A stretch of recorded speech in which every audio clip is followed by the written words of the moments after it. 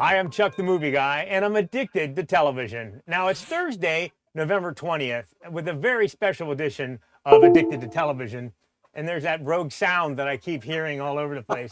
Um, uh, Big news, Prime Video just announced a new Stargate TV series. Now, it's not a sequel and it's not a prequel. It takes place in the very own Stargate universe. I'm just so excited because I've seen every episode of every series of Stargate, so that's going to be big news. Also, and I lost my Poker Face was also renewed, which I didn't like the last season as much as the first two, but I have faith in it. And then also Alien Earth was renewed. Uh, some of it was good, some of it was bad, but it's amazing what they can do on television now. It used to be like rated R. So now it's like when you get all these aliens and stuff happening and killing things, it's okay now. And of course, over on Netflix today, season 2 of A Man on the Inside drops. But the big news is tomorrow, the movie Train Dreams, starring Joel Edgerton and Felicity Jones, hits Netflix. And I've been hearing a lot of buzz about this. I listened to a couple podcasts. They've been making the rounds, and the word of mouth on this was tremendous. And it's a dramatic frontier story that follows Robert Grenier in the early 1900s American West. He's like this hardworking, quiet man that takes on all these dangerous jobs, maintaining the railroad lines and logging in the middle of nowhere. It's just you just can't even imagine life back then. It starts off happy, terrible tragedy, and then he struggles to rebuild his life, but he's haunted by his past. And I was talking to my good friend Gino, and I was telling him how I really wanted to discuss this movie with somebody, and he's like, "Hey, let me call Netflix, have them send a print over to my home theater." And joining us now, Gino, where are you at? Actually, let me get rid of the graphic on your face. There we go. Chuck, I'm at my home in Milwaukee. Buddy, I want to thank you so much. So you actually screened this morning, last night, when? Yesterday, because as soon as you give me an assignment, Chuck, I'm going to be on it. So I watched it after you said that you were wanting to talk about it. So here I am. Yeah. I first of all, what a sad movie. It's very, very sad. It's very, very quiet. There's not a lot of talking.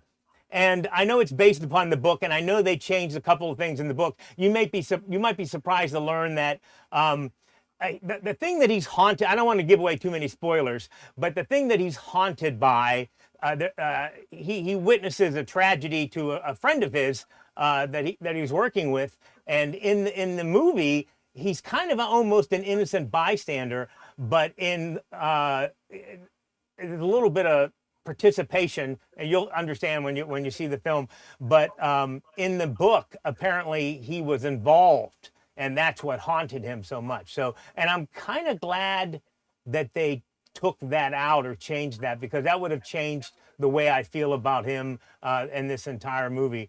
But Gino, I don't know about you, but life back then, I mean, you want to talk about they're loggers, and you're thinking, okay, and it's interesting because when this movie first takes place, they're using those giant saws that to cut down the trees, and then as he gets older and as they get into chainsaws towards the end of the film, but man, those guys, what they did day and for an honest day's work, dangerous work, because people just die on the job on this, and it was just so dangerous. And yet we think, well, how did I can't drive by like a railroad crossing without thinking of this movie now. It's just like, how did all this stuff get done? And but the movie itself, I kept thinking about it. I saw it a few days ago, and man, I don't think I want to see it again. I can tell you that, because it's not one of those type of movies, but I'm glad I saw it. And the performances are fantastic, and especially like Bill Macy. How about Bill Macy in this movie? We have not seen William H. Macy as good as he is in this film. And, as you mentioned, it's kind of a celebration of quiet men. There's a character in there who does not want to talk. He does what he does because he doesn't want to talk and interact with people. And you know what? Gino, With we all both have these mutual friends that I would love that didn't talk as much. friends and enemies as well, but yes. Exactly, very much so. In fact, in the movie, the narrator. By the way, did you figure out who the narrator was? No, tell me, Chuck.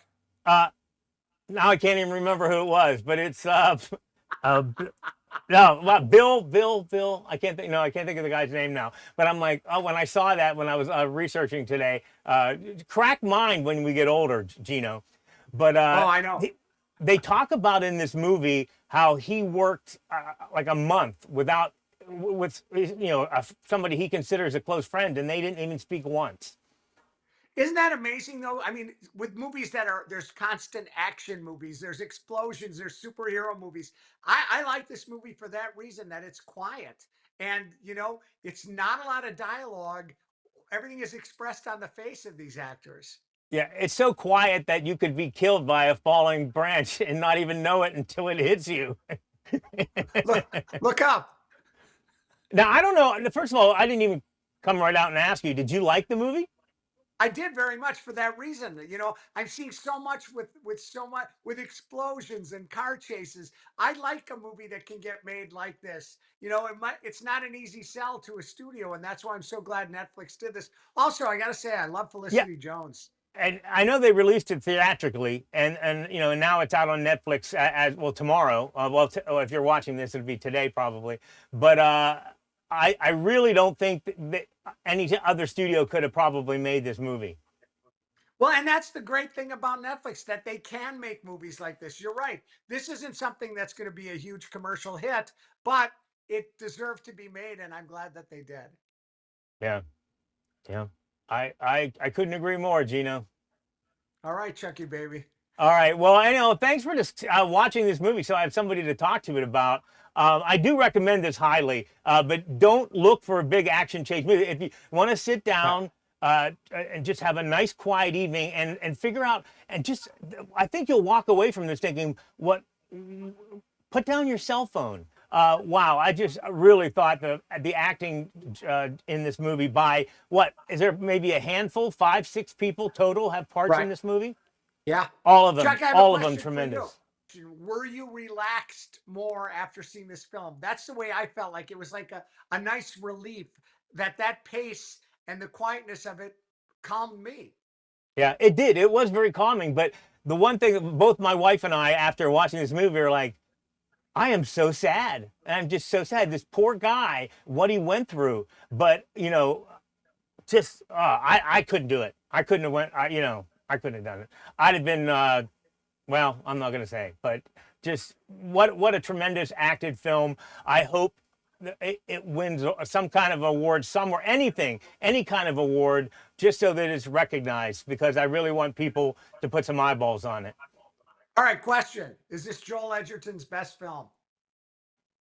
Yeah, and it's so weird Yeah. because it's quiet. If you look at the amount of lines he has versus on any other movie that he's been in, and it's really something how Yeah. a quiet film can express so much emotion. Oh, especially like what was that? The old timer that he runs into after seeing him here, and then when you're talking to him, and then all of a sudden he says something, and you're like, your heart just you're like, oh. But You'll understand when you despite see the that, film. despite that sadness, people should not be afraid of this movie. Yeah. You need to watch this and enjoy it for what it is. Oh, you really do. So you have both recommendations from Gino, my good friend, and myself, Chuck the Movie Guy for Addicted TV. Thanks, Gino, and I hope you'll join me again sometime. Happy to do it, Chuck. You're the best.